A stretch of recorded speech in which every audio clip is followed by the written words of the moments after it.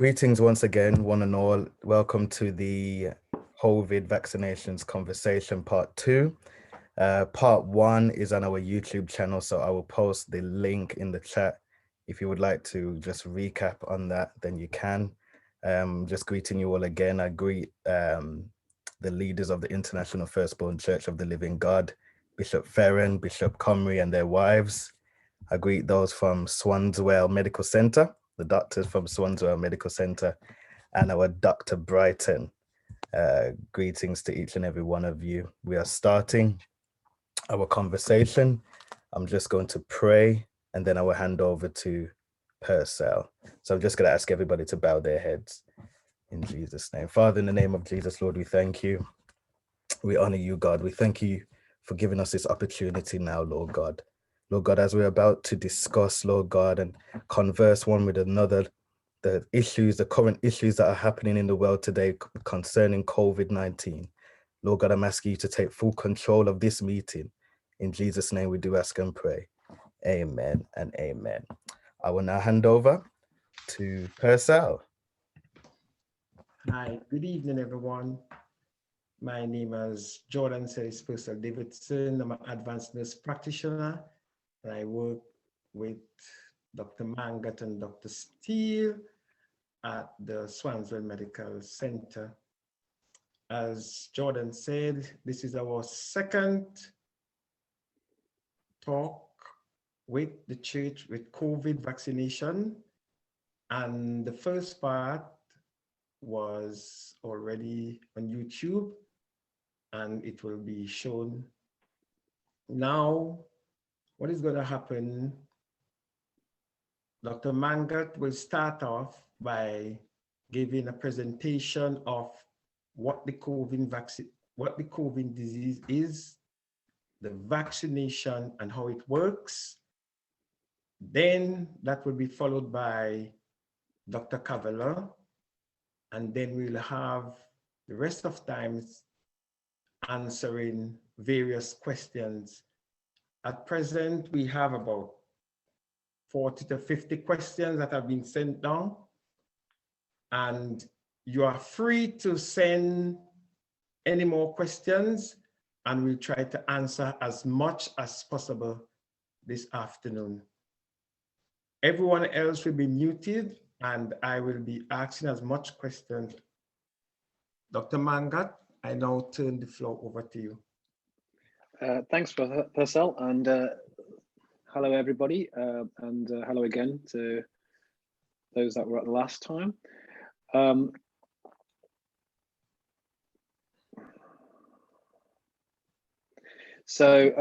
As Purcell said, I'm a GP partner at Swanswell Medical Centre. I'm also a doctor who has a specialist interest in particularly long COVID rehabilitation. And as Jordan and Purcell said, we did a presentation on this previously, so I'm just going to skip over the original presentation a little bit, focus on certain key areas, but also talk a little bit more about the variants and the issue with the clots that have been reported in the media. If you do want to see the full original presentation in all its glory, Jordan, as he said, will put the link on, and it will be on the YouTube site as mentioned. So just to briefly about what COVID is, COVID-19 itself is the disease caused by the virus, which is SARS-CoV-2, and it's called 2 because there was an original one back in 2003 that caused a lot of problems in Southeast Asia, and there was another one later on in the noughties, which was called the Middle Eastern version, which is MERS-CoV, Middle Eastern Respiratory Syndrome. It originated essentially in China, in terms of all evidence, and certainly most likely within a wet market in Wuhan. It's infective for 48 hours prior to onset of symptoms and to about 14 days after symptoms start. I'm going to skip over the conversation about fatality rate for the moment, but more than happy to talk about it if it comes up in the Q&A. And like I said, it was in the presentation previously. I'm going to talk a little bit about the variants. Now, there are essentially thousands of variants out there, or versions of the virus, as it has mutated, and that's perfectly normal. Globally, there are 3 of concern, and as you can see by the right of this table, and that's a WHO classification of, or even a CDC, which is the one in America. They are the UK, the South African, and the Brazilian variant. The UK one, which is we're the most familiar with, the one that started down in Kent, and that has pretty much become the dominant variant in this country. The South African and Brazilian ones have double mutations within them, which I'll talk about in a second, and they are equally of concern and being controlled when with that, what you've probably heard of, surge testing, when they are spotted in this country to try and keep them at a low level. The new one that's causing a concern is the Indian one, and this has at least a double and potentially a triple mutation in the system. And at the moment, though, it hasn't reached a classification of concern. It's a classification of interest, and that just means we're doing our due diligence. You know, the scientists are looking at it. We're doing everything that should be done in terms of blocking Indian people coming into this country, people who've been in India coming into this country with ease, and in the meantime, you know, doing the testing it and seeing if it is of concern, if it should be something we should try and keep at a low level in this country. And to date, the number here is 77. That's as of the 14th of April in terms of official figures, probably over 100 now. But still, that only accounts for less than 1% of all the kind of genetic types tested, analysed in this country. So still a low number. So in terms of their risks, the South African, Brazilian ones, there's no evidence to suggest they have a higher risk of death at all. The UK one, you probably did hear, is that this paper published in the British Medical Journal did show that there was a possible increased risk of death compared to the previous dominant variant, and it's about 30% increase. However, that's 30% increase on the previous. So, for example, the death rate being one version of fatality rate being, say, 2%, it going up to 2.6%. That's what it means when you're talking about 30% increase, really. So it's not actually a huge jump as 30% would suggest. However, that's one study, and actually it's not conclusive, and more work is being done. So how do these, how do they happen? How do these variants happen? And what are they? Well, essentially, you get a high number of cases increase the risk of mutation, okay? And that's just natural. And the more a virus spreads, the more chance it has to mutate. And you get thousands of small changes in the coronavirus, SARS-CoV-2, so far. And most of them, as I said, have had very little impact. And so, but every so often, the virus changes in a way that helps it survive and reproduce. And these successful variants basically become the dominant type. And this is an example of like a kind of a genome that you see when the scientists map it out. And you see here, for example, it's gone from red to green in the example shown. So, as I mentioned, there are multiple coronavirus variants, okay, and in the whole world, okay, and globally we are concerned about the 3 that I mentioned, okay, and these are the ones that have got changes to the spike protein, which I'll talk about in a second as well, and this is what allows the cell to get in, the virus to get into the cells, okay, and infect us. And thus the genetic code for each of these variants is slightly different. And I really mean slightly different. There are thousands of proteins involved in the genetic code of SARS-CoV-2. And these are small variants. And for example, the Kent variant, I mean, it's 99.9% the same as the previous, as the previous dominant strain. And you can see here, Kent has a single mutation, major mutation, N501Y. And this is, like I said, a mutation that allows it to spread more easily. And this is the same mutation in the South African and Brazilian variants, but they also have an extra mutation at E484K, which basically affects our body's ability to fight the virus. I'm going to skip over the risk factors.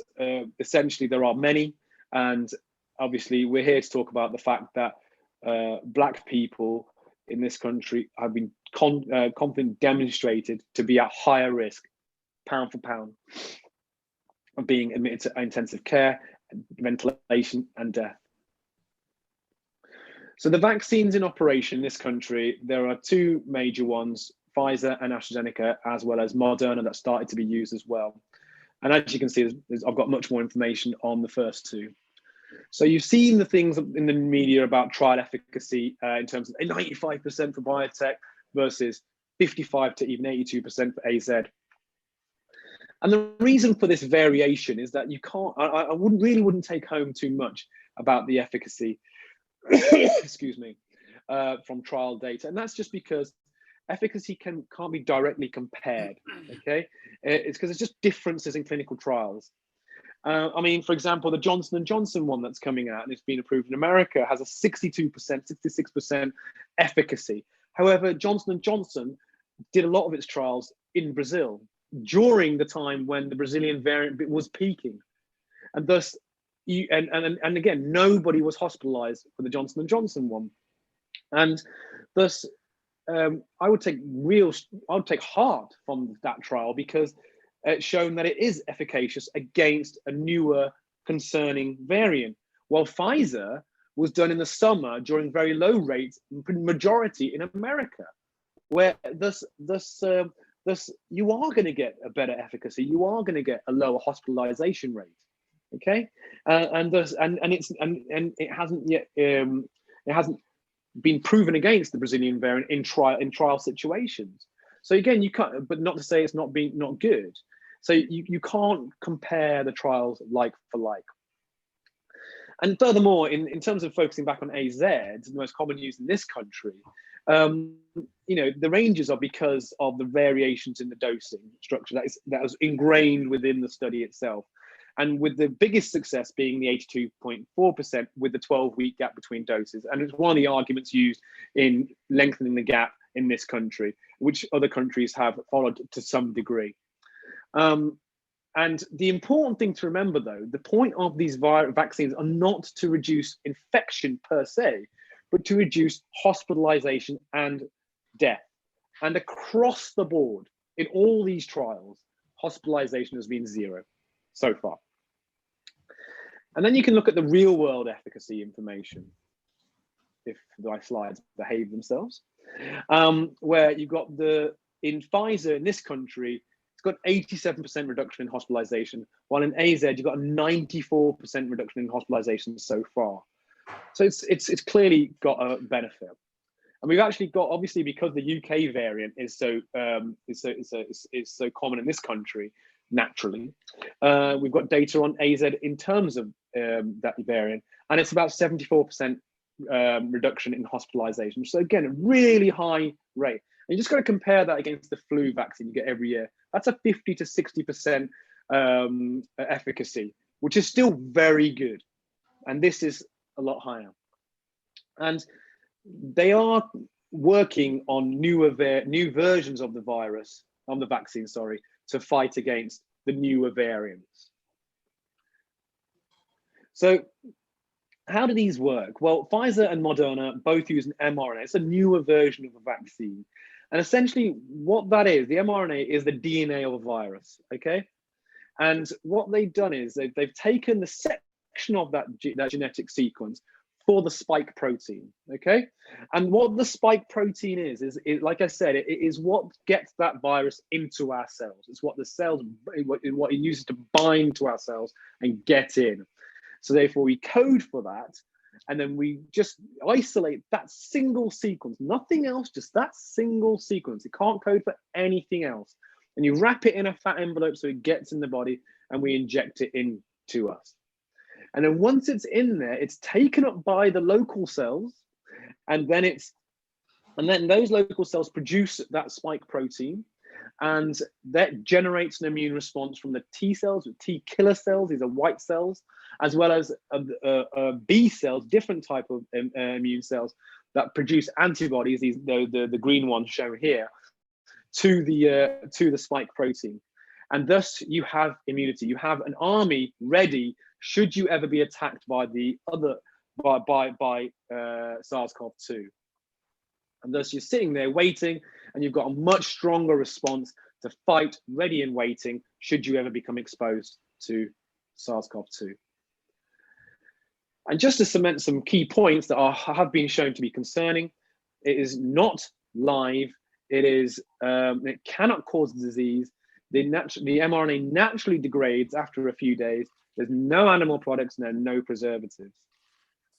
In terms of AstraZeneca, this is another more established technique where we're using essentially a weakened virus that is very similar to coronavirus, that's called an adenovirus, and it's from monkeys, and what they do is they basically modify it to carry the spike protein again of the coronavirus on that surface, and then it is injected into the body, and the same process occurs again. The spike protein is presented, the immune system is triggered, and we develop that army again, an element of immunity should we ever become exposed to SARS-CoV-2. And again, it cannot replicate, okay? It just can't. It cannot cause disease itself, and it is destroyed by the body after delivery. And there are no animal products involved again. In terms of safety, I think one of the key things that was originally flagged up was allergy or anaphylaxis. And I just want to show a couple of slides that show that this was taken very seriously. The studies showed were safe, but when you do it in real world, other things happen, and that happens across the board, okay? And the reaction by the scientists, the medical community, the government was completely appropriate and well done, to be fair. In terms of Pfizer, you can't do it. You have to wait for 15 minutes afterwards. You have to AstraZeneca. If you're driving, you can't drive afterwards. But that's not so much because of allergy. That's more because of fainting, and that's common across the board with vaccines. And there's a clear plan from the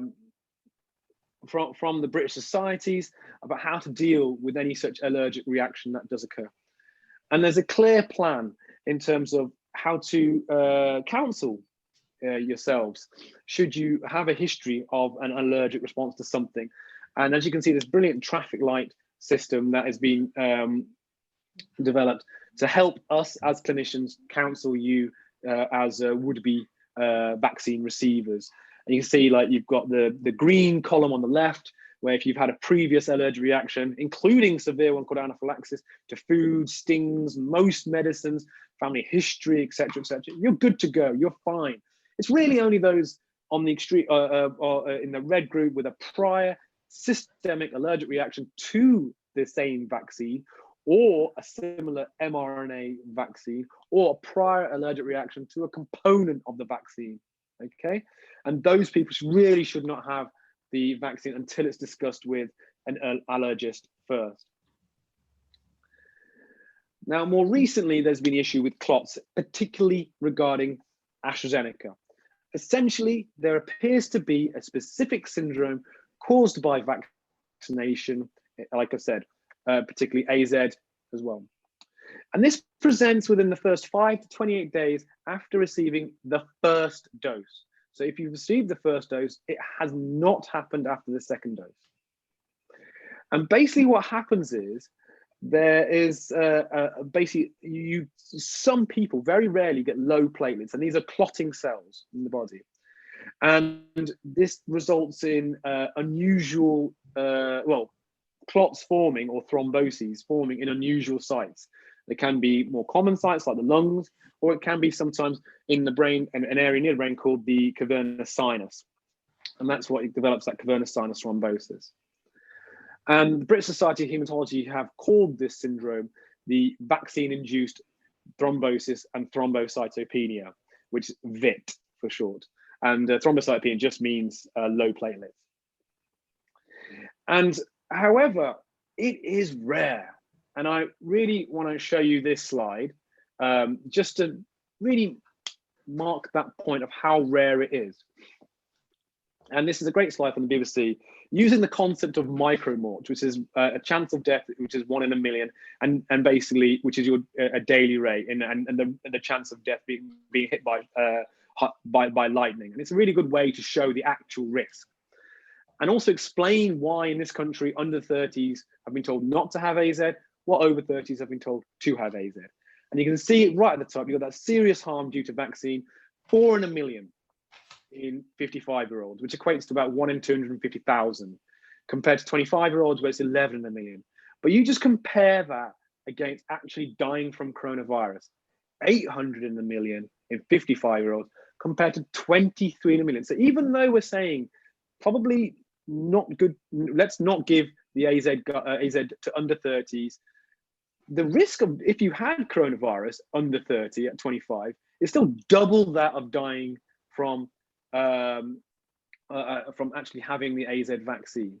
And you just compare that against dying in a road traffic accident. Literally, your daily risk of dying in a road traffic accident at the age of 25 is 38 in a million, way higher than should you ever have the AZ vaccine. I hope that helps. And again, there's a clear structure in place to deal with any patient who has a potential, the riskiest version, which is the cavernous sinus thrombosis. And the reason is that a lot of people with AstraZeneca will get a headache. You will get a headache. It's part of it. And I'll talk about that in a second. But the real risk is this group, okay? So, you know, first vaccine, within 4 to 28 days, you've got a new onset of severe headache, which is getting worse, and it's just not getting better, despite medications over the counter. And or the headache is unusual, and it seems it's worsening when lying down or bending forward. And it may be accompanied by like blurred vision, nausea and vomiting, difficulty with speech, weakness, drowsiness, or even seizures. Or you've got new unexplained pinprick bruising or bleeding. And you might have heard that in kids with meningitis, the Tumbler Test. You have that clear Tumbler Test. You got that pink, when you roll it over, the rash doesn't blanch. And that's the similar thing going here. They may have shortness of breath, chest pain, leg swelling, or persistent abdominal pain. Okay, and then you should go and see your doctor. And again, once you go and see your doctor, if that has happened, there is a clear pathway to investigate further, whether it's an acute pathway or it's more kind of staged. Right.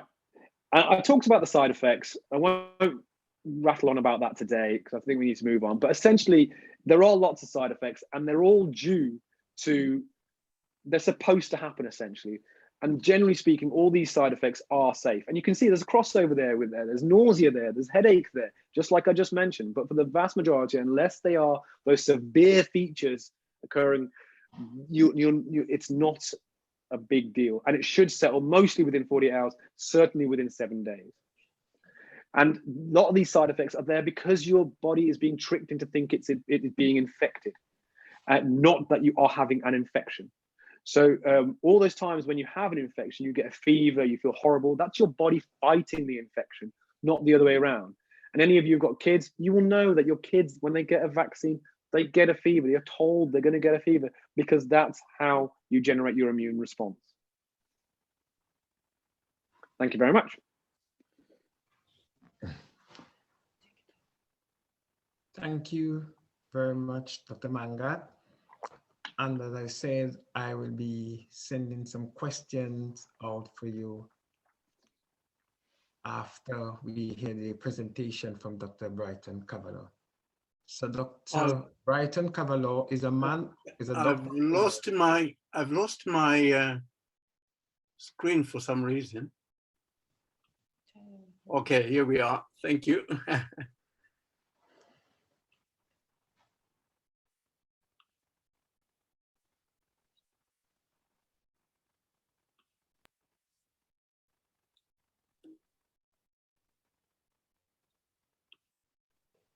Thank you so much for the privilege I have to be invited to share with you this evening. I will be sharing with you the legal pathway of the UK COVID-19 vaccination. Really looking at the issue, is it compulsory or consensual? Is it something you are being forced or you have a choice? To begin with, allow me to take you to number 10 Downing Street on the 21st of May, 2020. During the press briefing, a member of the public, namely Finlay from Adrosan, asked, and I have highlighted that question purposely so that you could follow me. He said, if a vaccine is developed, will it be mandatory? If not, how will you bridge the difference in opinion between those who believe it necessary and those who do not? I hasten to add, this was the time we were just coming out of the first lockdown, more or less. Honorable Matt Hancock, who was on the podium on that day, the Secretary of State for Health and Social Care, responded. The question of whether it's mandatory is not one we have addressed yet. His response was inconclusive. Professor Chris Whitty, in his response,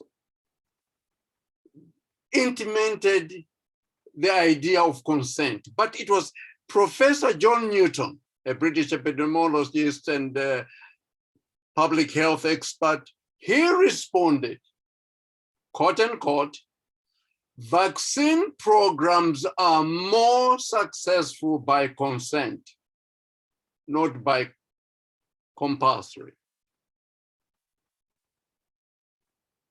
Really, it is following that as we were now moving towards the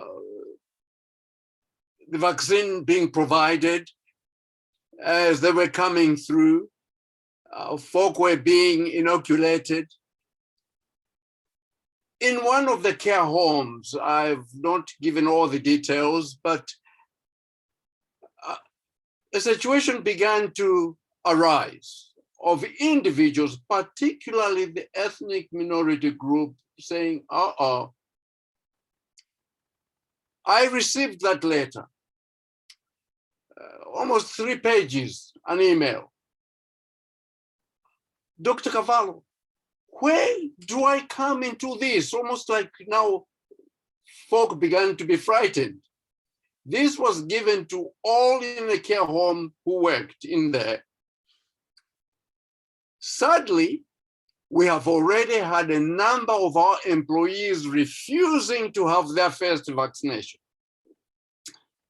But we believe that all of our employees have a duty, and that was underlined by the home, to accept being vaccinated, because that is the only way to reduce the risk of infection to themselves and to everyone that have any form of contact with. You will see the next, that's where I have underlined. We will be continuing to arrange for everyone's vaccination. We want everyone to accept being vaccinated. If anyone refuses to be vaccinated, we will be requiring that they give very clear reasons for their refusal. The person was all up in arms. So this is mandatory. As a matter of fact, the same letter said It is not mandatory. But the person who read this felt the whole thing was very blurred. Is it not? May I take you very quickly to the House of Commons? Not too long ago, Tuesday, 23rd of March, 2021, they had the Public Administration and Constitutional Affairs Committee took evidence of COVID vaccine certification from 3 witnesses. The Right Honorable David Davis, you know him very well, he's an MP, but he was the former Brexit Secretary with great experience. Professor Jonathan Wolfe from University of Oxford, and Stig Kavaloh, Director of Big Brother Watch. They were given roughly about 40 questions. Let me just, for our purpose, just pick one. Question 17. Mr. David Jones asking that panel, my constituency has a lot of care homes, and they are largely, if not primarily, staffed by workers from overseas, many of them from the Far East. He then brings the cultural issue, you see, the ethical issue, the religious issue. Could it be? This is what is precluding a lot of those staff members from being vaccinated? Could it be? Then he asks the question, can it ever be right to require such staff members to be vaccinated? Can it ever be right for an employer to be allowed to discriminate against potential employees by requiring them to have proof of vaccination before they take up their jobs? Mr. Davis, the MP, responds, first, it is illegal to require vaccination at a moment. He will be speaking in a little while. He gives his reasons. At the bottom, that is against both international and national laws. What I will be very briefly presenting today, obviously, it's a huge subject. Could it be we have just identified people who work in the care homes and assumed because we understand, everyone else should understand? When even those of us who are bringing these laws are inconclusive about it. Could it be? Really, we are bringing the cultural issues, we are bringing the ethical, fine, I'm not debating, but could it be whether it is mandatory or not has been not cleared properly? I just want to submit that the law in this country does not warrant mandation.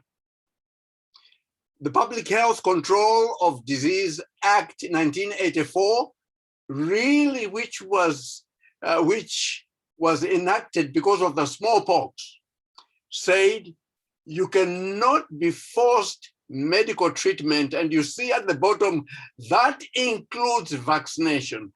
I want to believe that the local organizations or institutions, when we started the vaccination era, it would have been good to take these people and explain to them what the law says.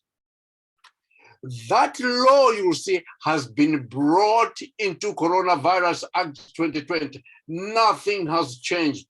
Just as you cannot force any treatment, you cannot force vaccination. Nothing has changed. And if you have to be forced, the parliament must sit, debate, and make a law for vaccination. But let me hasten to add, it's important. While you have an absolute right to choose to be vaccinated or not be vaccinated,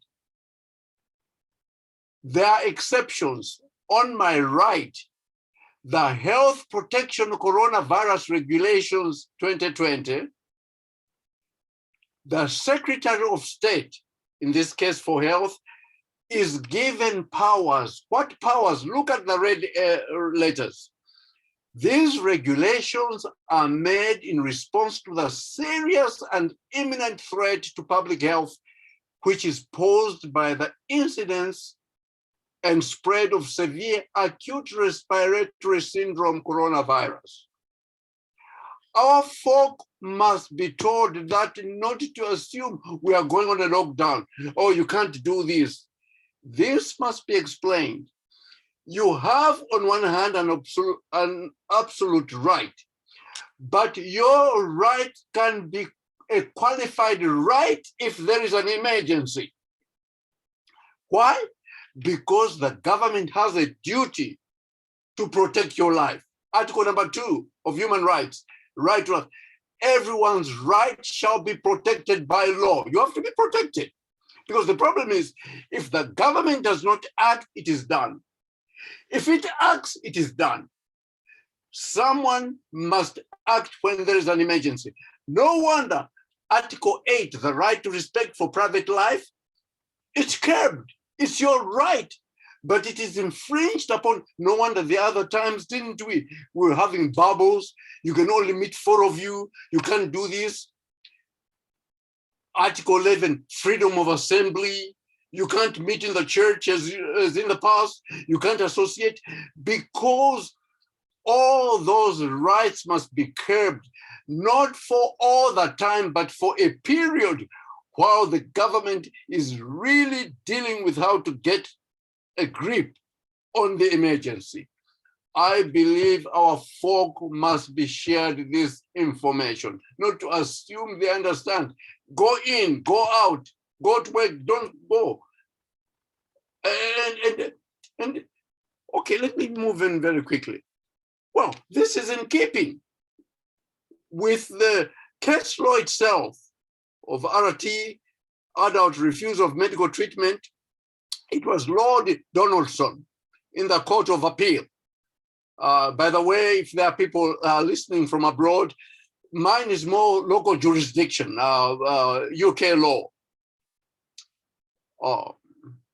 Lord Donaldson put it this way: an adult who suffers from no mental incapacity has an absolute right to choose whether to consent to medical treatment. This right of choice is not limited to decisions which others might regard as sensible. It is your right. Whether someone makes sense of it or not, you have an absolute right. Possibly the learned doctors will come on this way. If the medical professionals can only rein in if one is incapacitated, mentally ill, or possibly a minor. But if you have all your brains intact, you must make that choice. Landmark chambers, public health and public law. At the bottom, I can't read because I don't have much time. At the bottom, the red lines. Thus, a person can be isolated or quarantined, by law, quarantined, and offered appropriate treatment and kept in isolation until the risk of infection is reduced, but cannot be required to accept any medication which is offered until you give your consent. You can exercise your right not to be subjected to what would be an assault or battery under English law, medical treatment without consent. Now, I would like to show you a video. It started actually with Nadine Zahawi, the vaccine minister, who said, and I quote here, mandatory vaccination is discriminatory and completely wrong. Followed by the Prime Minister, not only once, this is the second time the Prime Minister, not you, not me, but the Prime Minister says even vaccine passport is unlawful. Listen to what he's going to say. I want to stress that there are complicated ethical and practical issues, as I think I said last time, raised by the idea of COVID status certification, because for vaccination, using vaccination alone, just because after all, many people will be, for one reason or another, unable to get a vaccine for medical reasons, for instance, or perhaps because they're pregnant or whatever. So you've got to be very careful in how you handle this and don't start a system that's discriminatory. Don't start a system that is discriminatory. You know, folk are listening to this, and then they go to work, I'm being discriminated. What is going on? I just heard the Prime Minister say this thing is discriminatory. David Davis, he goes one step further. It is not only discriminatory, but indirect discriminatory and illegal. Listen to what he says.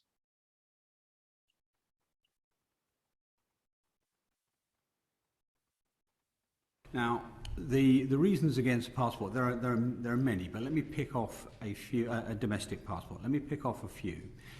Firstly, the impact of this would be discriminatory. Under the law, it will be indirectly discriminatory, and that is illegal. You may well find it has been said that black and ethnic minority communities are less inclined to get vaccinated. Well, that would be an indirect discrimination. That will be indirect discrimination, and it is illegal. So what do you do? Just in a nutshell, vaccine passport, indirect discrimination, and illegal. You can't blame the Prime Minister or Davis or anyone. It behooves those of us who are working with ethnic minority groups sit down to explain, this is my own little structure. A service provider. Then you have a service user. You have a criterion to be vaccinated. You don't just say, oh, you're wrong or you're right. There is an objective justification test that must be passed. For instance, a proportionate means of achieving a legitimate aim must be explained to our folk. I beg you all listening. You must know that. Something that must be proportionate, something that must have a legitimate aim. A legitimate aim here is that we eradicate the spread of infection of COVID. That's our aim. But proportionate means when there is no legislation to mandate, you must have a balancing act. Don't just tell people, oh, you're being rude, as it were. In what way? Everyone in that category is protected, has protected characteristics. But if you see at the bottom, for indirect discrimination to take place, the service provider must fail to prove a proportionate means of achieving a legitimate aim. Then you ask, what is the legitimate aim? Oh, it says the aim of the provision, criterion, or practice that you're on should be legal, should be legal, should not be discriminatory. Now, if we don't have a legislation for it, what do you do? That's when you bring the what? The proportionality. What does it say? The means of achieving it must be proportionate, meaning deciding whether the means used to achieve the legitimate aim are proportionate involves a balancing exercise. Involves a balancing exercise. I'll close by putting it this way. The ethnic dilemma surrounding COVID-19 vaccination is this. On one hand, going unvaccinated exposes others to risk, and this violates their right. But then on the other hand, listen to this. The curtailment of one's principle of consent inevitably infringes on their liberty of conscience. So you have that's what we are having now, is a clash. You are stepping on my toe, but you're also stepping on my toe. The last thing we must do is to bring a draconian measure to suppress one of the two in order to meet a legitimate aim. Don't. So far, there is no law to mandate. You need a proportionality, a balancing exercise.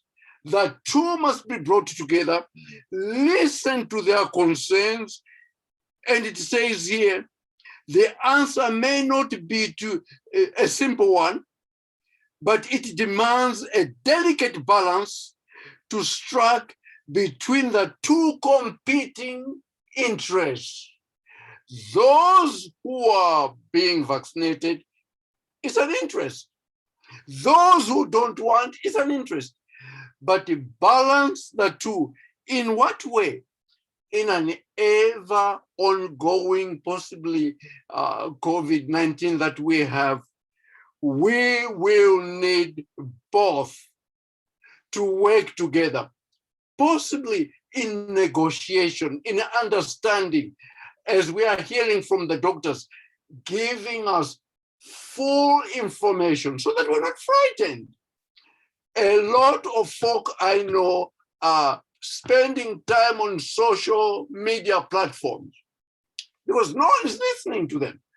But listening, I'm not just, making up their minds for them, but all I'm saying, the law of the land itself, now that we don't have a mandatory legislation, we must be proportionate, bring the two parties, explain so that they fully understand based on the information which is right they have heard, allow them to make that decision. Thank you.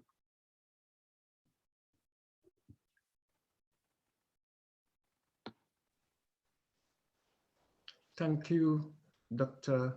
Kavaloh, for that presentation about the law and the right and the consent. Now we go into the session of question and answers. Dr. Steele, you heard Dr. Kavaloh presentation, and so what do you think is the reason why the Black and ethnic group are not taking up the vaccination? Good evening. Good evening, everyone. I should introduce myself first of all. I'm Sheldon Steele. I'm a general practitioner. I was born in Trinidad and Tobago, born and grew up in Trinidad and Tobago. I studied there at the University of the West Indies, and then moved across to England, where I specialize in general practice. I'm the senior partner at Swanswell Medical Center now, and I work with Dr. Mangat and Dr. James, who you might remember from the previous presentation. And I also am a GP trainer, amongst other things.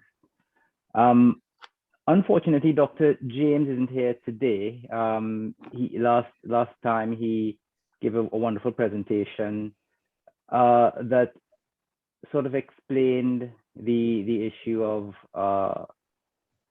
the disproportionality in terms of the effect of COVID on the Black and minority ethnic people who make up this diverse population here in the UK. What I wanted to do in terms of answering that question is to quickly give a condensed version of what Dr. James had presented last time, for the benefit of those who are listening who haven't had an opportunity to either be present or to listen to the YouTube video. So I'm just going to share my screen.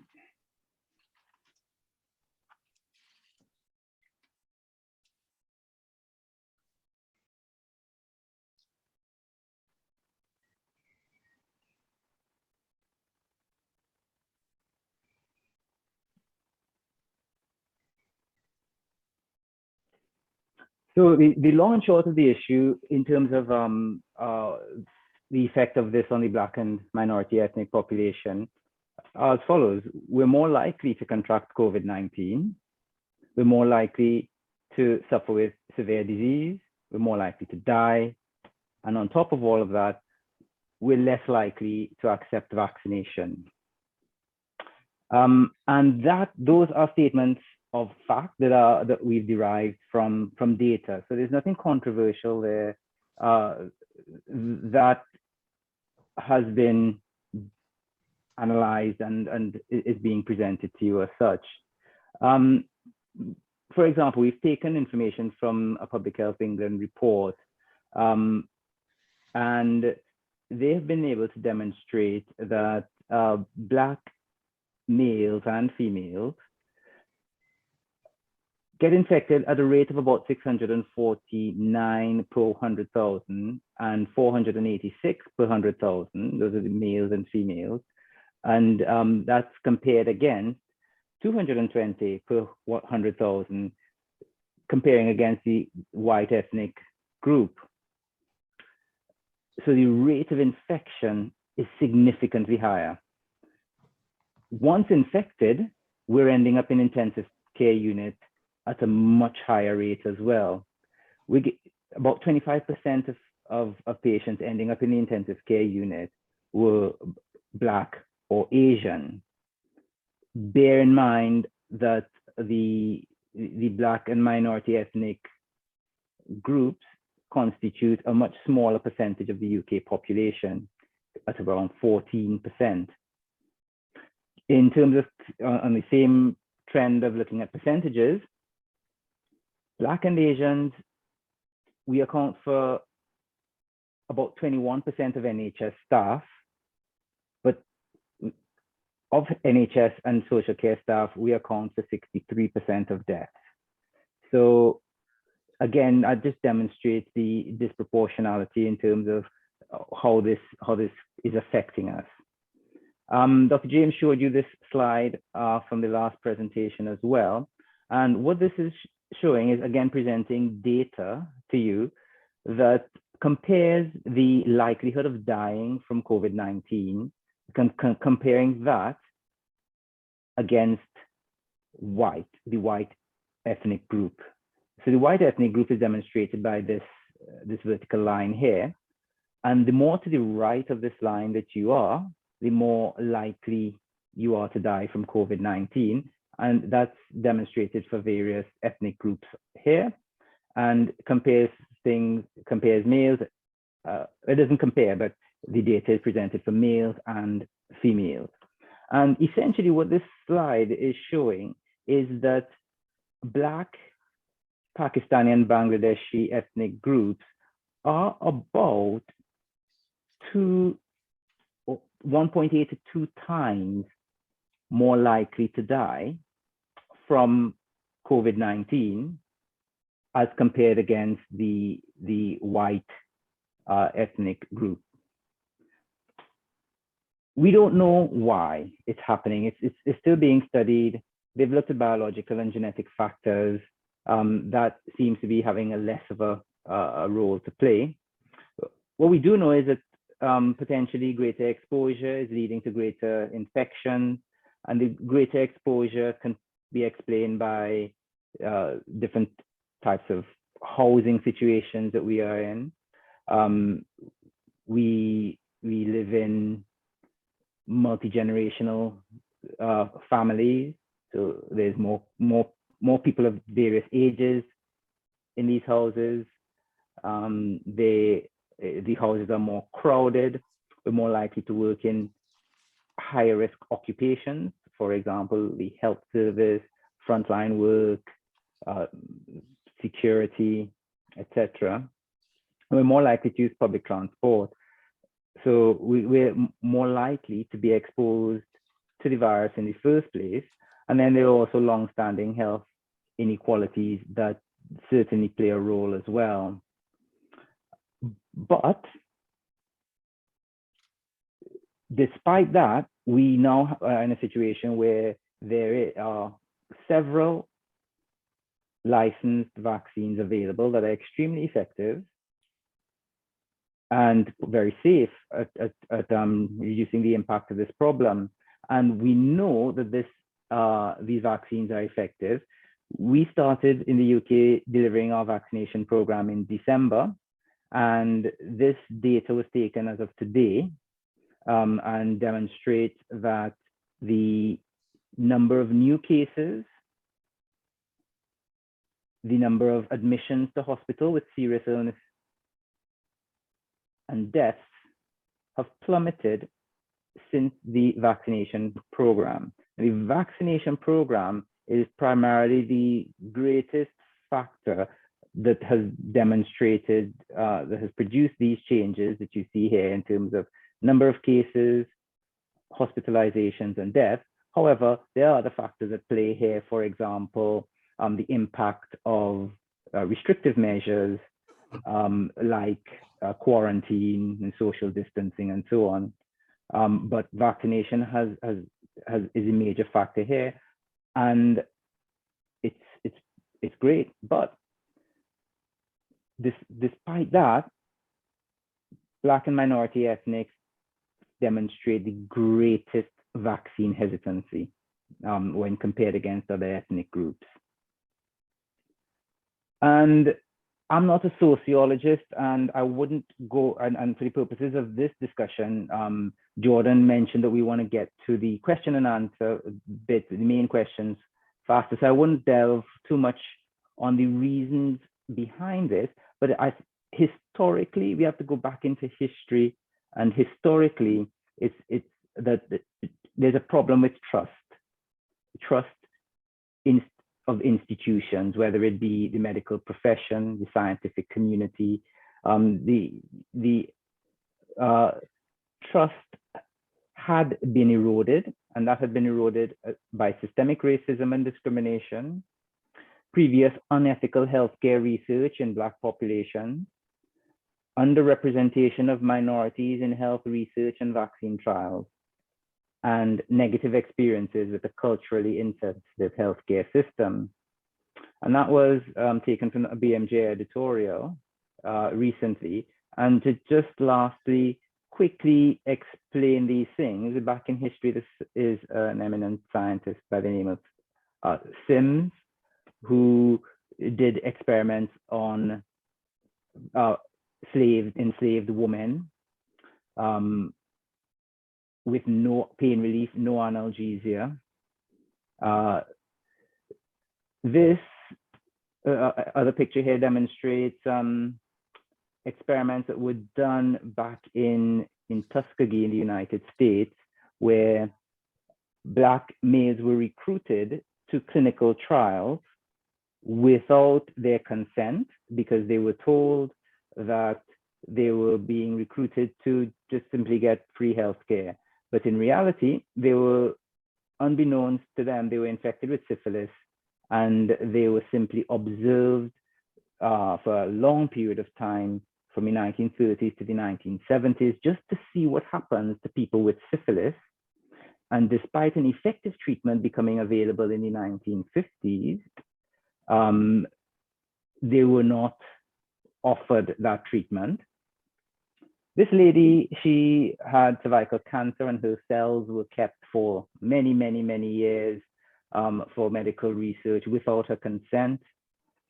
More recently, we have data that shows that Black women in the UK are 5 times more likely to die during pregnancy and after childbirth as compared to white women. And if you end up in an accident in emergency department, you are Black, you are half as likely to be offered pain relief as compared to a white person presenting to the accident and emergency department. Now, there are many reasons behind all of these observations, but all of this presentation is essentially to show that the disparity in terms of the vaccination, being vaccinated or accepting of vaccination, and the heightened vaccine hesitancy has a root in history, should not be dismissed. And as Dr. Kavaloh mentioned, what we should be doing is sitting down with our people and explaining why we are offering what we are offering, explaining to people thoroughly, accepting their concerns, and trying to gain consent as a result of that. Mm-hmm. So that was just a quick whistle-stop tour of Dr. James's presentation from last time, and just to demonstrate those points that that he raised regarding why are we in the situation that we are in at the moment as far as vaccine hesitancy is concerned. Thank you. Jamal Russell and few others are voicing that the vaccine was developed too quickly to be safe. What do you have to say about this? It was developed quickly, developed extremely quickly, but it wasn't due to a lack of care, lack of due diligence. No corners were cut. A lot of it had to do with what Dr. Mangat spoke about earlier, with 2 big outbreaks of SARS and MERS, one in 2002, 2003, the other one in 2012. Those were coronaviral infections, extremely dangerous coronaviral infections, high mortality rates, and a lot of science was put in there to figure out how to deal with these coronaviral infections. And what they found is that, let's look at the spike protein that you heard about earlier, and they developed new platforms back then to quickly develop vaccines. And they realized that there's this big threat of emerging viral threats, where in the future we're going to come across other coronaviral and other types of infections, and we need to develop a platform or a technique of quickly adapting the vaccines to deal with these new threats. And that was one of the main things that went into the speed with which these vaccines were created. But that's not it. It's also issues of funding. Huge threats, worldwide threats. The governments all over the world plowed huge levels of resources into the development and research of these vaccines. So, and it's actually been not just SARS and MERS of late, and it's not just the funding, but these techniques, these vaccines were actually in development for the past 30 years. So it actually is not true that this has been extremely quick to develop. Thank you. Leon George and members of the Calvary Church is asking, the new vaccines use some kind of genetic material. What are the ingredients in the material? That's one of the questions. And does the vaccine has a potential to change your DNA? So Dr. Manga presented a slide earlier today, a couple of slides actually, where he was very, very clear in answering that question. He said that there are no, I'm assuming that the question is asking, for example, things like, is there alcohol in there? No. Are there animal products? No. Is it live? Are there any live or living constituents in the vaccine? No. What the vaccines contain, for example, if we look at the the ones that use mRNA technology, what they contain is that little bit of mRNA that Dr. Mangat showed you earlier. And to get that mRNA into our body, they wrap it up in a lipid capsule or fat capsule that helps to get that, transport that into our cells easier. So those are the mRNA vaccines. The ones like AstraZeneca and Johnson & Johnson, those contain what we call a viral vector. So they use a naturally occurring virus that they make it so that it can't replicate in us. And they stick a bit of genetic material, which are like instructions for our cells. And so the AstraZeneca and Johnson & Johnson, for example, it's a virus that can't cause illness in us. It can't reproduce in us, but that virus is extremely good at infecting our bodies. And that's what we want. We want the virus to infect our bodies, to put that genetic material into us, and our body then follows those instructions and produces the spike protein. To stabilize these things, there would be chemicals to preserve it. So you'd have preservatives in there and other chemicals in there to stabilize things. But essentially, I can tell you what it doesn't contain, which I hope I answered, and then what the two main types contain. In terms of whether or not it can alter our DNA, I'll share the same slide that I did last time when I answered a similar question.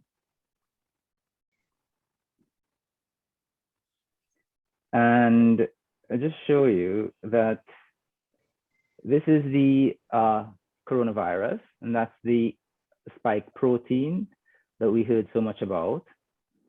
This is the mRNA. This is the genetic material that tells us how to produce an entire virus. Because don't forget, a virus can't replicate itself. It can't reproduce. All viruses use our bodies to reproduce. All viruses inject their genetic material into our body. So that's whether you're dealing with the common cold or a verruca or a wart on your body. They inject genetic material. But what we do is we take a photocopy of this. First of all, we isolate the genetic code for just the spike protein. Then we make a photocopy in the form of messenger RNA. And once we do that, remember this is a recipe or an instruction that tells our body what to do. We then take that bit of genetic material, and this is what is then wrapped into a lipid particle that then makes its way into our bodies. It tells our body to produce these spike proteins. And notice that this genetic material does not get into this part of our cell. This represents our cell. This is the cell membrane. That's the nucleus. And this is where all the proteins and other things are that cell produces are manufactured. the genetic material does not get into our nucleus. So there's no ability for that genetic material to alter our DNA in any way. Once these spike proteins are produced, as Dr. Mangat said, it gets presented to our bodies recognize it, that's our immune system there, and our bodies produce, our immune system produces material that will fight it off in future and destroy it. And similarly, the genetic material in our cell naturally breaks down as well. So at the end of vaccination, what we are left with is immunity in the form of B cells and antibodies and so on, and also no remnants of the vaccine either. When we are presented with the real thing, it gets destroyed, as was mentioned to you already. So just to quickly summarize,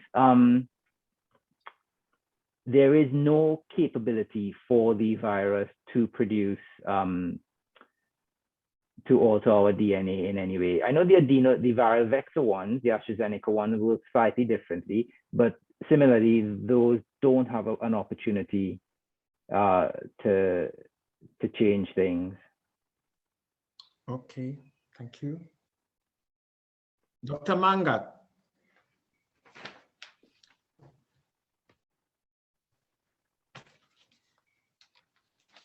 Is Dr. Mangat on? He is, yeah.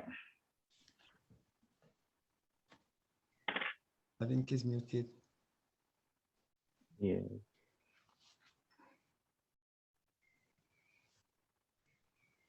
Can you unmute him, Purcell? Or can No. Jordan unmute him? Then Now I'm able to unmute myself. If you, no, you can't. But ask me then, Purcell. I'll try to. The present vaccination that we are having right now, is it able to fight against the different variants? That is still being studied at the moment. What has been demonstrated, as if you look, for example, at what Dr. Mangat was saying regarding the Johnson & Johnson vaccine that was trialed in Brazil during what was to be one of their peaks, it showed quite high degrees of efficacy, despite that variant being on the upswing in Brazil.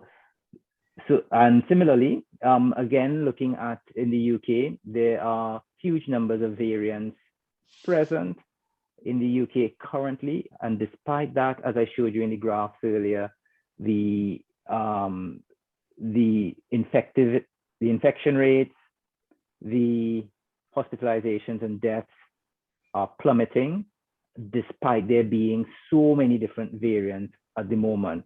What we don't know, for example, is when we have a new variant arising in India, for example, what we don't know yet is how good our vaccines would be at dealing with that. And that is why India has been added to the red list in order to quarantine people on arrival and to take special public health precautions to prevent the introduction of a new variant at a time when we're just getting things under control. I think Dr. Mangat is unmuted now, so I don't know if you wanted to mention anything else. No, I think you covered it all. Okay, Dr. Mangat, what we was asking is the present vaccine, whether it be Pfizer or AstraZeneca, is it able to fight against the variants that you mentioned? Thanks, Professor. Yeah, so as per my presentation, as what Sheldon just said now as well, there is developing evidence regarding that. And that's absolutely the way things should be. I think one of the things you've got to be cautious of, people have mentioned things like, Brighton mentioned things like, false information on social media and things like that. And I think one of the key differences is that the false information will always have the answer. It will always give you the direct answer. And the truth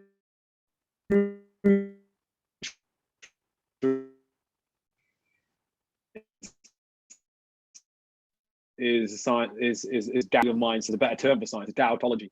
Like, we don't know, but we are learning, and we'll never know fully, but we'll continue to learn. And we shouldn't be afraid of not knowing. And I think that's the thing with the variants. We don't know fully yet, and all we can do is look into it. There are a lot of genetic material. So there's more similarities than there are differences. But you shouldn't necessarily just kind of wash your hands of it. We are 99% similar to the chimpanzee, for example. So but there are, you can see the difference. Thus, we know that the UK variant AZ is very good at covering, and we know also that Pfizer is very good at covering the UK variant. We know probably that AZ is very good at covering the Brazilian and South African variants because of the research, where the research was done, but we don't know how dominant that one was around them. As I mentioned, Johnson & Johnson was researched during as the Brazilian one was peaking, so we pretty much know that's pretty good against that. And only time will tell. But that's why. That's why the pharmaceutical companies are developing the further vaccines. Now, the mRNA one, it's the reason why, and Sheldon, like Sheldon said, that's 30 years in the making. It's like you talk about a pop star who's had an overnight success, and it's just because we've heard about it for the first time. That pop star has been working hard for 20 years.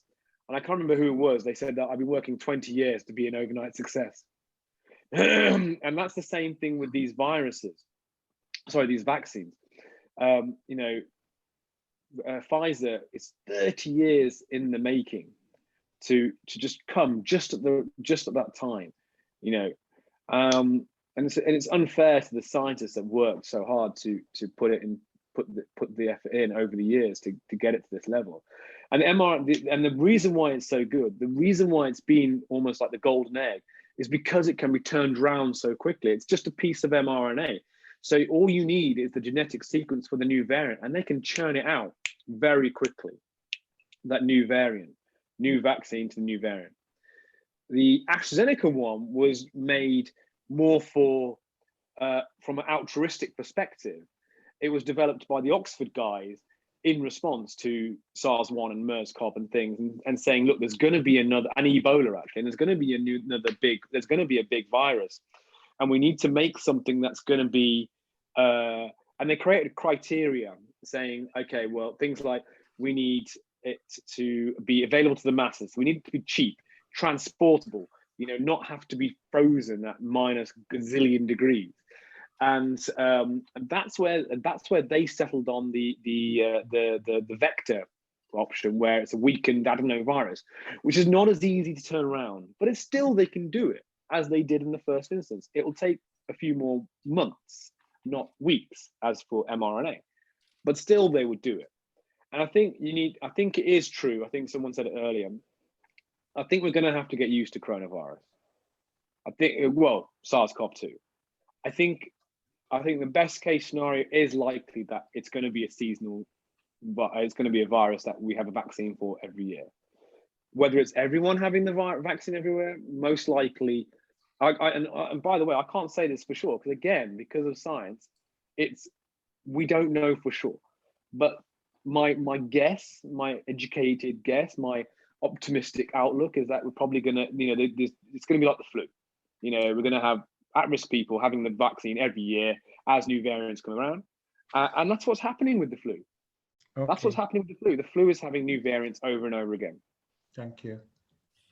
So So, before you go on, I just wanted to follow up. Somebody, Derek Gideon, on the chat, he mentioned that the statistics that mentioned Black and ethnic minorities that are more prone to catching COVID is not correct. Many that died in the early stages were nurses and elderly retired doctors, 20%. Figures were for many other conditions.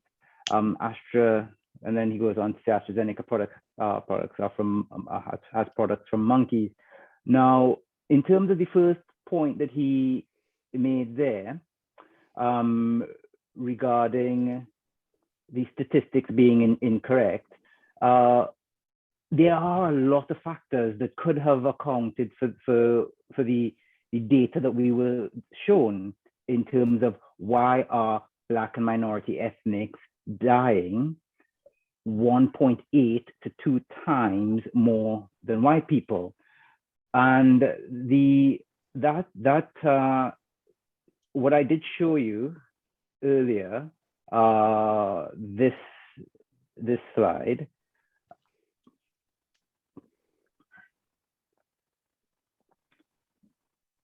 not that.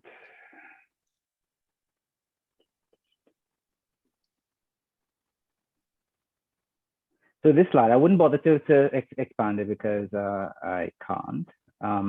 But they did standardize this with all the confounding, what we call confounding variables. They did look at standardize it for age. They standardized it for other comorbid conditions.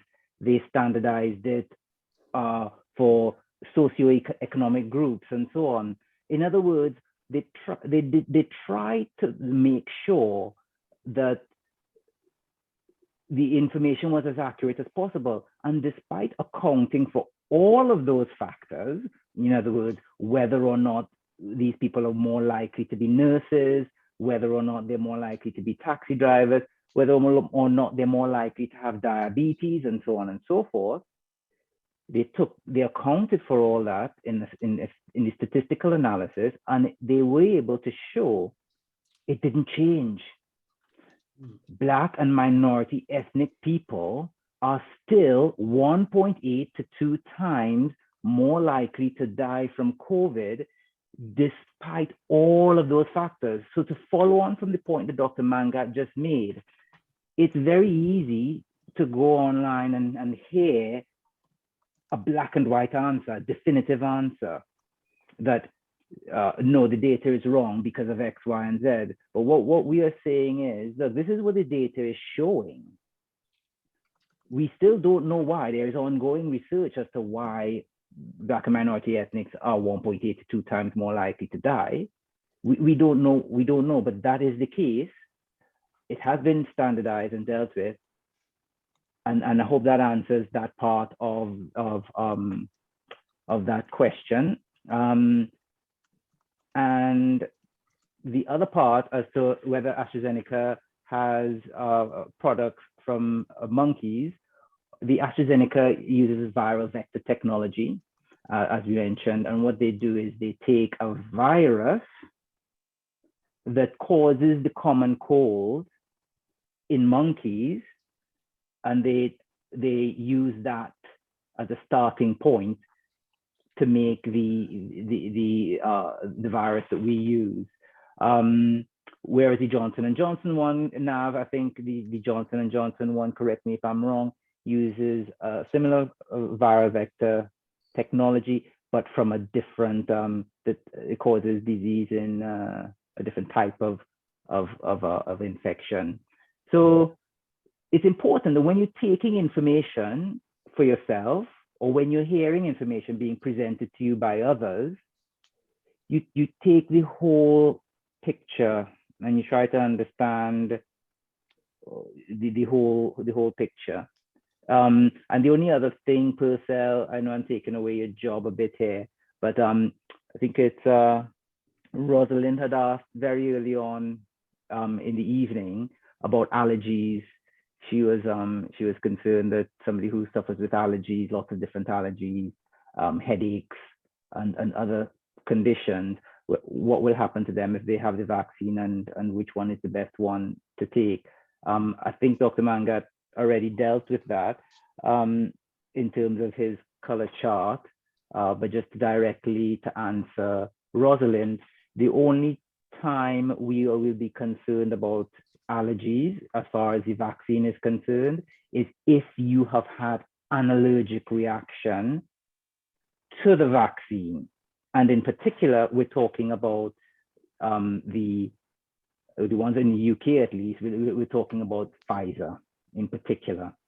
Or if you've had a reaction to the polyethylene in other things. So Rosalind, you can feel safe that irrespective of how many different little allergies you have, it is safe for you to have the vaccinations. Whether you have headaches or not, it means that you might just have a little bit of an extra headache as a side effect.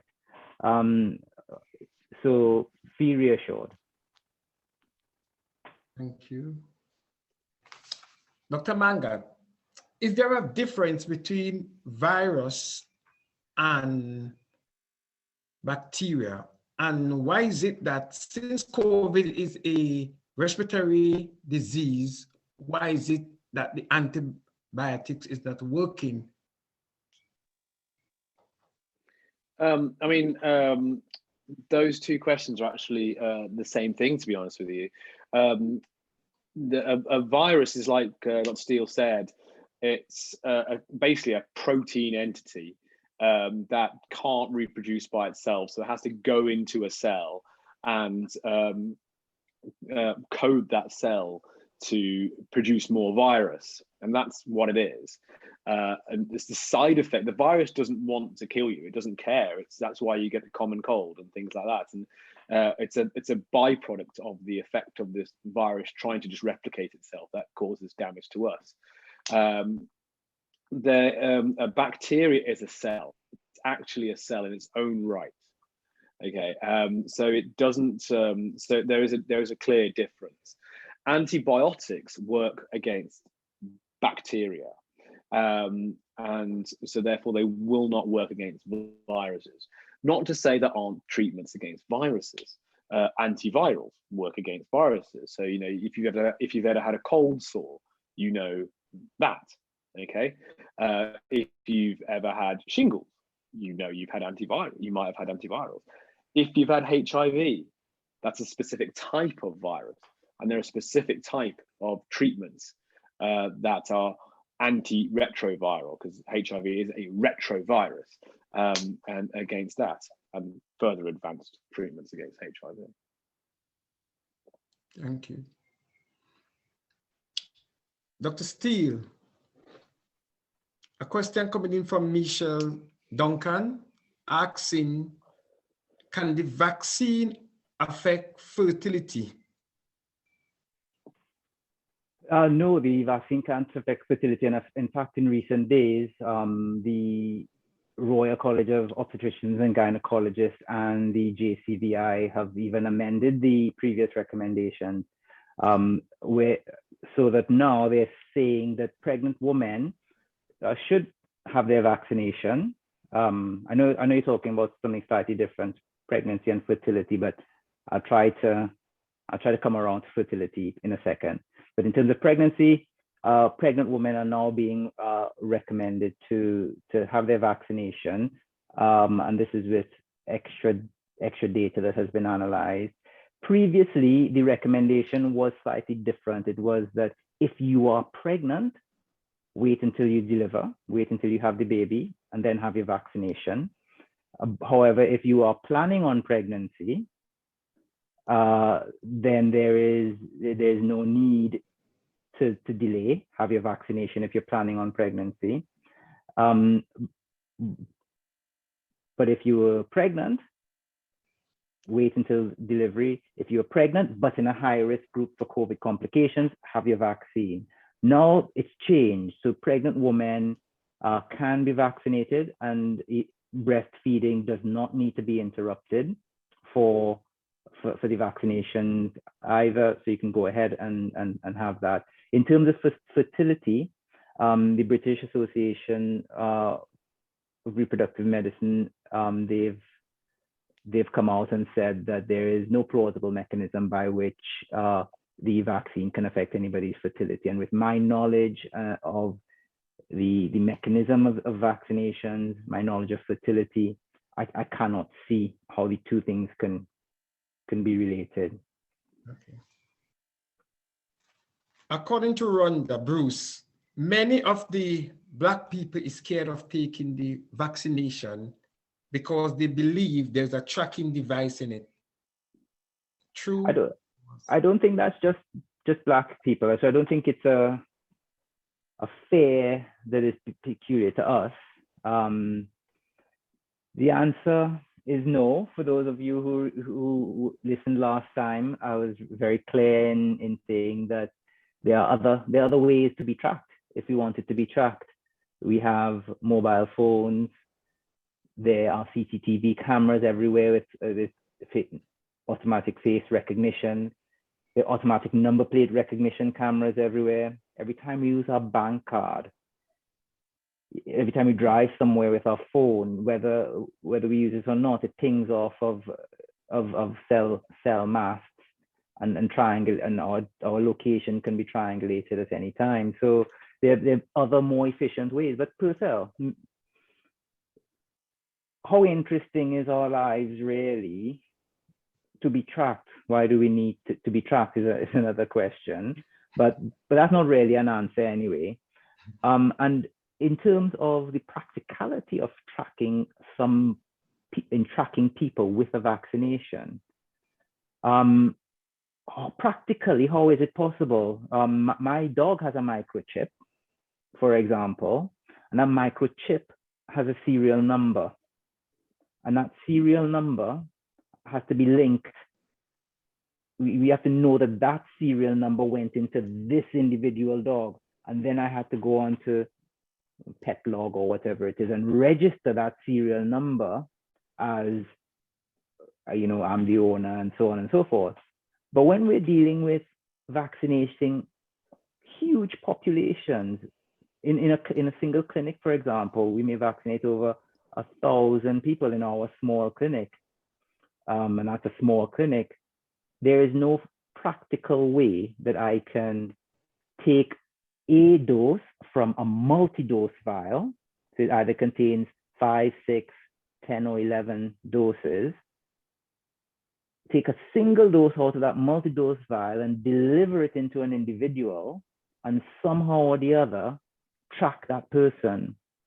I mean, Nav, I don't know if you know the current, how many people in the UK have been vaccinated so far. I don't know, 30 million or something. 30 million plus. Yeah, it's almost 50%. So how are we going to track those people without knowing specifically which dose went into who? Okay. Thank you. Lois is asking, after having the COVID vaccination, my 2 doses, is there still a potential that I can still have the COVID disease? That for me or Nav? Anyone? Okay, see now. Okay, I'll take that if you want. I've been sorry, I had to unmute to say goodnight to the kids, and then I got muted. I couldn't unmute again. Yeah, I mean, as per the presentation, nothing is 100%. So, and the aim of the vaccine is not, contrary to popular belief, it's not to prevent infection. It's to prevent hospitalization and death. Okay, and so in the studies, in this kind of in that kind of research scenario, all the vaccines so far have shown no hospitalization. In the real world, the AstraZeneca is around about 84% reduction in hospitalization. In terms of the UK, variant, it's about 70, new variants, about 74% reduction. So, and in terms of other variants, we don't 100% know yet, but because we haven't been exposed enough yet. But we will learn more as things go by. Thank you. Dr. Mangato, Dr. Steele, how long after having your second vaccination do you develop immunity, and how long does it last for? In terms of how long it lasts, I can't give you a 100% guarantee. Okay. You know, the people in the research studies who were the actual patients involved, they're still being followed up. Okay. And further papers will be published, and that's standard with any kind of vaccination. And we will learn more and that, you know, about their antibodies levels, and also we'll see from, you know, real world data as people are exposed. If we stay open, if rates stay low, then there you go. There's your answer. In terms of the actual, sorry, you said that was the question. What was the other question? Sorry. 7 days is it's 7 days after the second dose that you can be considered to have full vaccination, to be fully vaccinated. It takes that bit of time for those elements of your immune system following the first dose that are hanging around to respond, and then your immunity peaks at 7 days. How long that lasts, as Dr. Mangat says, the jury's still out. Okay. Yeah, I think there's been sorry to add on to that, Pascal, it's because I wanted to make that little extra point, because there's a drop off in terms of the number of people having the first jab to the second jab. And that's kind of why I was kind of saying that point in terms of the side effects. And the suggestion is the reason why that drop off is because people get side effects after the first one and they don't want to experience it again. Because more people get side effects after the second one as well. But you know, we don't know how long your immunity is going to last after the second jab. But I mean, you're really screwing your chances over if you don't get that second jab. There's a reason why you need a second jab. There's a reason why Johnson & Johnson are now looking at adding the second jab to their arsenal rather than the first jab. And I think and again, the reason why you get a more vigorous response, you more likely, not necessarily, but more likely to get a more vigorous response after the second jab, makes sense because you now have a better immunity to the virus. And thus you are going to exhibit a greater fight against the infection than you would the first time round. And those side effects you get are indicating your greater immunity. Thank you. You mentioned some people can be asymptomatic. Can you be around someone you don't have the COVID injection and develop an immunity to COVID? Because some people can be asymptomatic. They haven't shown any symptoms of having the COVID disease. So can you hang around people that is positive with COVID, you have not get the injection, and develop an immunity? So what you're asking, somebody who got infected, but they are asymptomatic. Yes. Can you repeat the question, please? Right. You mentioned some people can be asymptomatic. They have the condition, but is asymptomatic. Can you stay around some people who have the COVID, does not have the injection, and that other person can develop some immunity against it?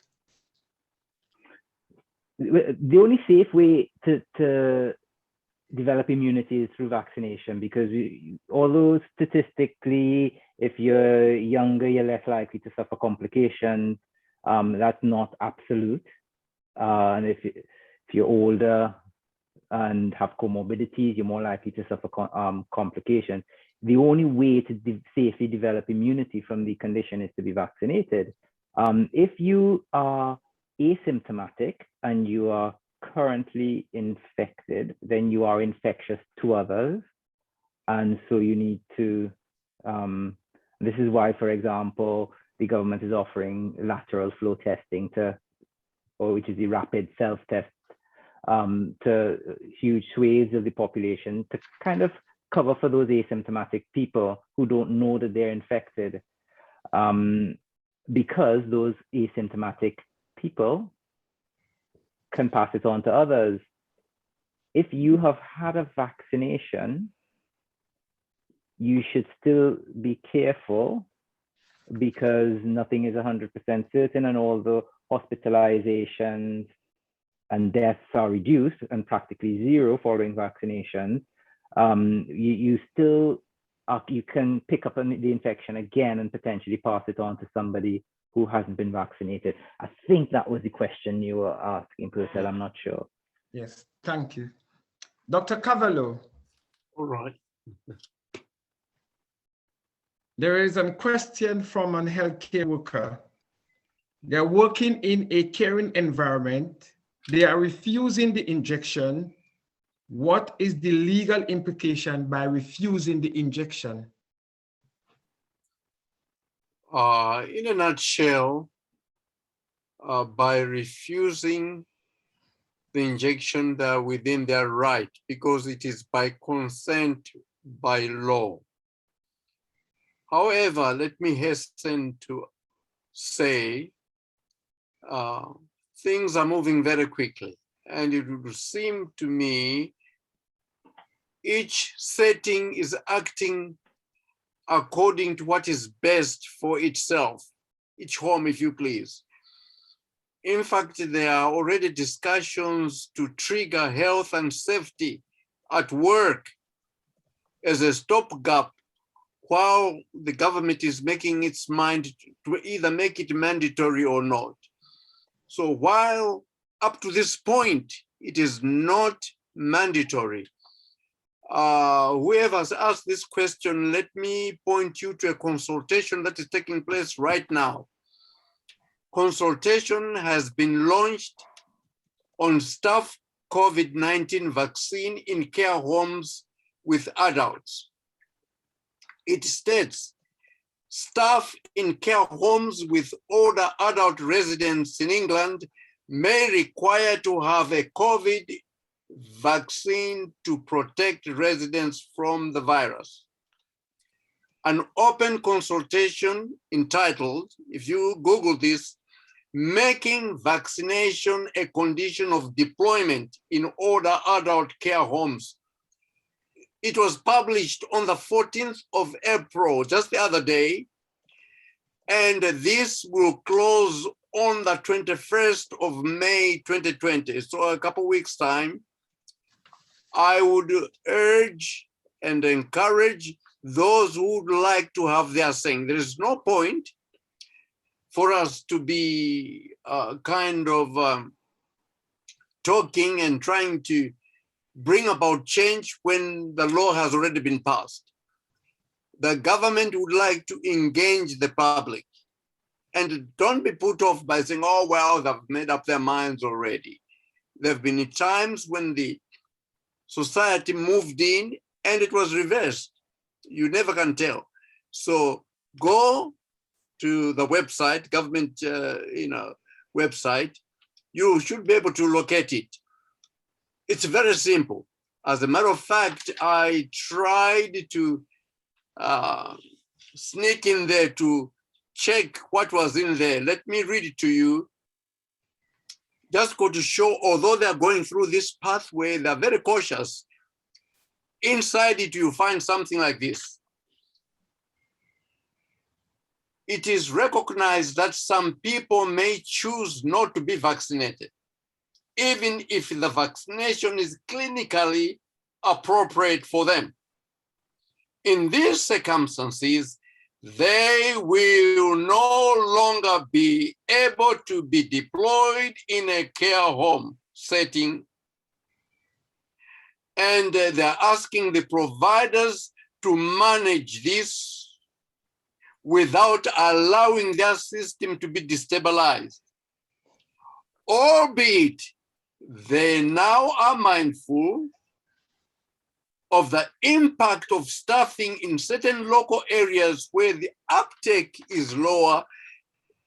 Actually, what they mean, the majority of the folk will be from the ethnic. And they've pushed, and they, with Eastern Europe gone, then your Far East, West Indies, and Africa gone. In these settings, as someone else alluded to this, only ethnic folk have been keeping this going. The indigenous are less likely to take up those jobs. So you can see when I sneaked in there, they want to push that direction, but they realize there could be a backlash.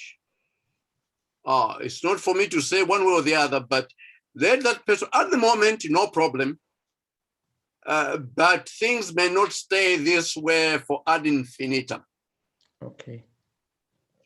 Thank you so much. Dr. Mangat.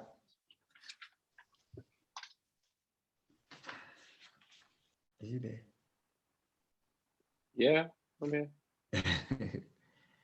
Can you explain post-COVID symptoms for people who end up in ITU after come out alive, cannot walk, unable to speak? Can you explain what happened? Why this happened? I mean, post-COVID syndrome is slightly different to post-ITU syndrome, but obviously the two can be hand in hand. So post-ITU syndrome is something that it has existed for a long time, and the difficulty speaking, difficulty walking is well established. And obviously, because a lot of patients, certainly at the very beginning with COVID, ended up in ITU, then a lot of them ended up with post-ITU syndrome as well. And if you think about it, you know, intensive care, you've got a tube down your throat, you're in bed, you're not moving. You are going, you know, your muscles are going to be very, very weak. They will waste away quite quickly. You just have to look at studies done on astronauts to know about that. And, you know, tube down your throat, it's going to cause trauma to your voice box. So again, that's going to cause a problem in that regard. And the simple effect of, you know, if you're in intensive care, you would have had such a severe reaction, you know, and the infection and the side effects of the infection would have had such a significant impact on you. You are going to be extremely tired. I mean, you just need to think back, how tired do you feel after a bad bout of the flu? You know, the flu proper. I mean, I know me and my colleagues generally use the term, you know, people bandy around the word flu a lot when it's actually not the flu. The real flu, we use the term, you know, you wouldn't get out of bed if someone dropped £1,000 on your doorstep if you had the flu. And it knocks you for 6, and you have a post-infective syndrome for weeks and weeks afterwards. And that's just the flu. When you're at home, you don't even need to go into hospital. So you can imagine how much any scenario would impact you if you were actually admitted into hospital and need to be in intensive care.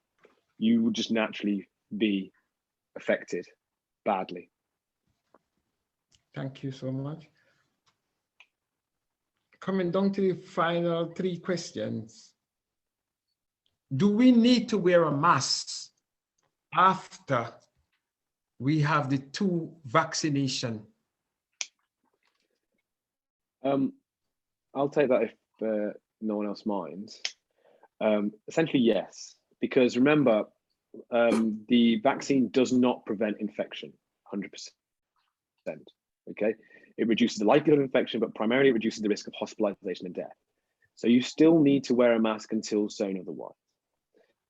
And the mask is a two-way thing. Okay, it's part of a collaboration. of different techniques, like Dr. Steele was mentioning, social distancing, etc., restrictive measures, etc. And it's not just about you getting the infection, it's about you giving the infection to someone else. And it's also about reducing exposure to viral load. And one of the major reasons why the mask has been suggested to be successful is reducing viral load exposure. And actually that's very important given the group of people we're talking to. As Dr. Steele stated, one of the reasons why Black people are thought to be at higher risk is because of where they are in work. They're in high risk roles, face-to-face, frontline, etc., etc. So you're going to get a high viral load. And that's the same reason why so many medics and ENT surgeons in the first instance in China, they suffered because they were getting high viral loads. And just simply wearing a mask just reduces that viral load enough that even if you should get it, the impact of it will be less.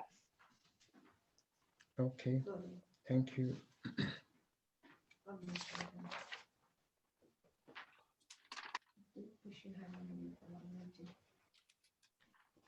Is there a specific vaccination for Black people? Which one is best? Which one do you recommend?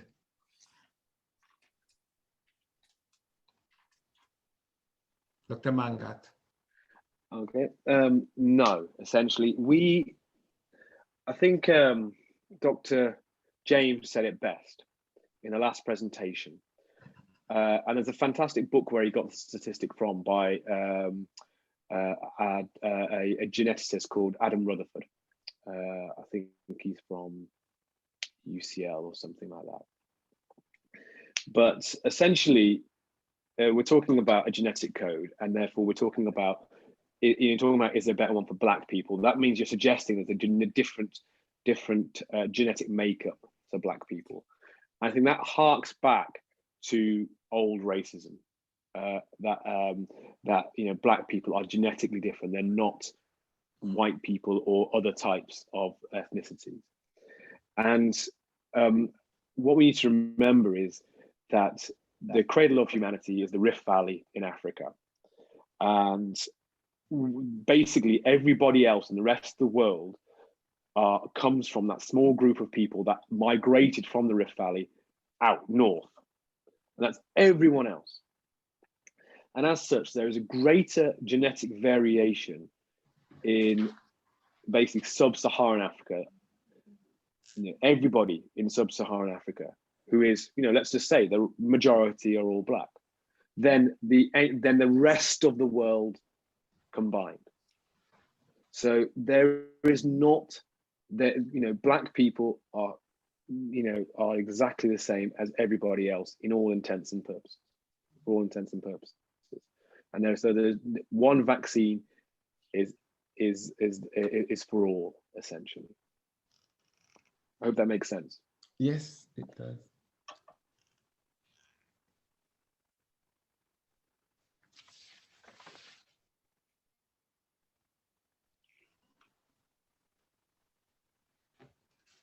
I have one more question. People who has like blood disorder for like AF and who are presently taking warfarin or endoperoxide, which one of the vaccine is best for them?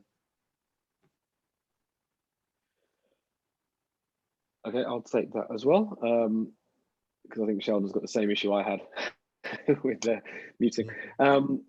Yeah, I mean, basically, again, there's no difference. All you're really thinking of there, and in terms of the thrombosis issue, the clot issue, there's no evidence to suggest that if you're on warfarin or enoxaparin, that's going to make a difference. And if you think about the logics around it, there's no data. Bearing in mind, there's no data for what I'm about to say. But if you think the logic, you'd be less likely to have a problem if you're on enoxaparin, which is a heparin, and or warfarin, because that's less likely to cause clots. That's reducing the ability to cause clots. So if you get the AstraZeneca version, it's certainly not an issue. The issue with clots, with those kind of medications is the jab itself and the ability to bleed and cause a big giant blood lump. And again, there's not much, if you're on anything like enoxaparin or rivaroxaban or anything like that, certainly aspirin, there's no problems. If you're in warfarin, I'd say, look, if you're in range, there's no problem, okay? If you're INR, which is for people who are on warfarin, they'll know what the INR is. If that's in range, you've not got a problem. If it's not in range, get it in range and get your jab no matter what the jab is. Thank you. Dr. Steele. Hi. To climax, would you say COVID-19, is it a real disease or a man-made hoax? I would actually, I'm looking at the questions here on the chat, and I think one that I would like to touch on, I know Nav, Dr. Manga touched on it already, but coming to the end of the presentation and the fact that what is topical at the moment in the media is primarily the blood clots. I just want to re-emphasize, I know Dr. Manga presented the risks and so on, but Rosamond had asked for over 30, for people over the age of 30 with a history of thick blood, should they also avoid the AstraZeneca? The answer, Rosamond, is no. The mechanism by which different things increase our risk of clotting varies. It's very variable. So, for example, any female who takes the combined oral contraceptive pill, meaning the one that contains an estrogen and a progesterone, their risk of blood clots increases. Flying on a plane for a long haul flight increases the risk of blood clots. But the mechanism by which these things increase the risk of blood clots are very different. And the mechanism by which it appears as though the viral vector type vaccines increase the risk of blood clots is not related to medications that people are on, whether it's the combined pill, hormone replacement therapy, or whether they have a history of thick blood, as Rosamond puts it. So with that in mind, if you are over 30 and you are offered the AstraZeneca vaccine, you should feel okay to take it, bearing in mind that the risk of blood clot is 0.0006% following the first dose. And so again, we mentioned there is a drop-off in response rates to the second dosage, whether that's because of side effects or whether that's because of this increased concern about blood clots. We haven't seen it happening after the second blood clot. It's after the second vaccination. It was after the first vaccination, and the risk is 0.0006%. So when that risk, the reason we're not recommending it in under 30s is because there are other vaccines available. And the risk of an under 30 person ending up with a serious illness, hospitalization, and death is significantly lower. So we can modify our advice in that regard.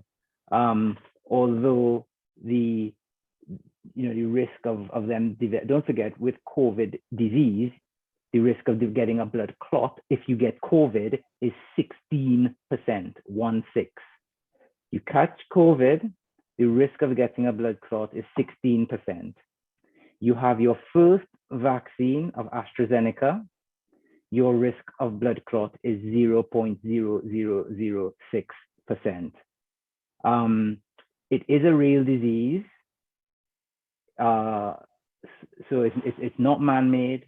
Well, we're not sure, but it's here. And the only way out of it is by vaccination. Thank you so much. I think we have answered almost every question. I want to thank Dr. Mangat, Dr. Kavaloh, Dr. Steele for taking time off and give us such information. I want to thank the bishops of the Firstborn International Church. Thank all the members for supporting us. I want to thank all the viewers also who take time off to listen. And we hope that we have provided enough information and you know your rights and you know the facts, and it's all up to you. May you all have a pleasant night in Jesus' name. Amen. Thank you. Okay, goodbye, everybody. Thank you so much. Thank you. Bye. Thank you so much. Thank you. Bye-bye. Bye-bye. Bye-bye.